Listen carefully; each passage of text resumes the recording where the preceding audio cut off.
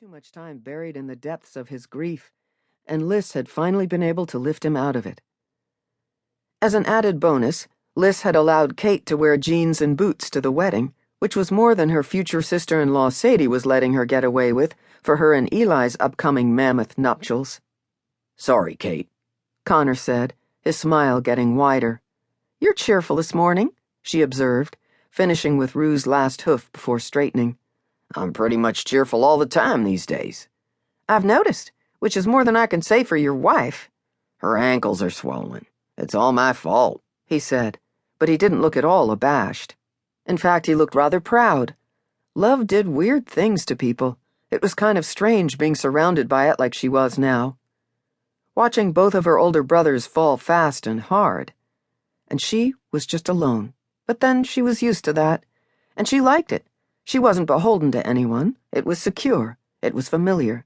Anyway, it made for a lot of free time available to ride her horse. "Yeah, she makes a good case for staying far away from marriage and pregnancy."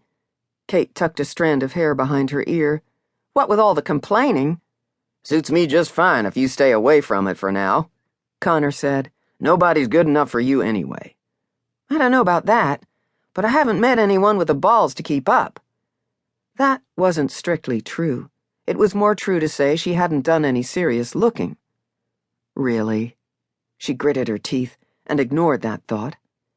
"That doesn't surprise me. What time'd you get off?" he asked. "Pretty early." "Are you coming out for poker?"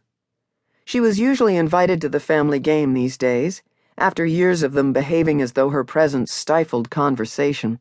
No matter whether she was 3, 13, or newly 23, Eli and Connor looked at her like she was a child. Of course, Sadie and Liz weren't much better. And Jack was pretty much the worst. She ignored the slight twist in her stomach when she thought of her brother's friend. "Isn't it my night to bring dinner?" she asked. He leaned against the barn wall.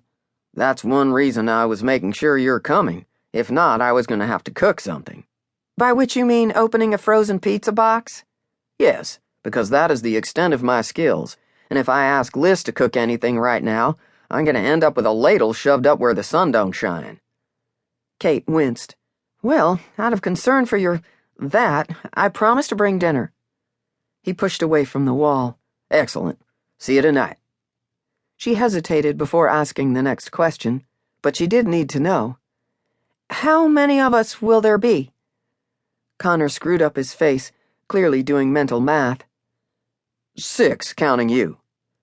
So that meant everyone was coming, which wasn't all that remarkable. It was more common than not.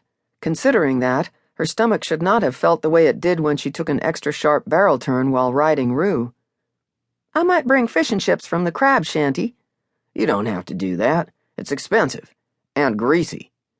He paused for a moment.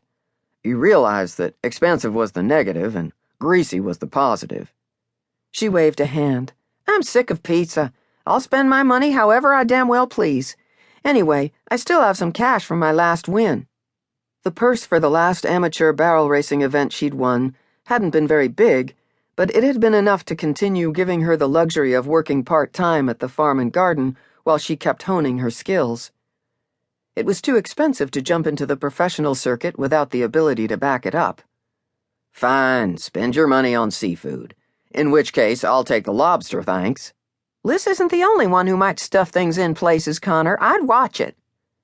He reached out and mussed her hair, as if she was a damn toddler or a puppy. "Watch it, asshole," she grumbled. "Sorry, did I break one of the eggs in that bird's nest of yours?" She scowled. "I hope your wife punches you in the face." "That isn't a far-fetched hope." "Excellent," she said, knowing she sounded bloodthirsty. She felt a little bloodthirsty. "I hope you don't plan on treating your customers the same way you treat me."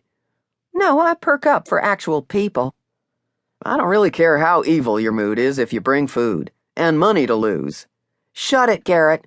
You know you aren't going to get any of my money." Connor's smile turned rueful. "No, because Jack is going to end up with everyone's money." The outright mention of Jack's name made her skin feel prickly. "Well, that's true," she said. "I don't know why you invite him." Connor looked mystified.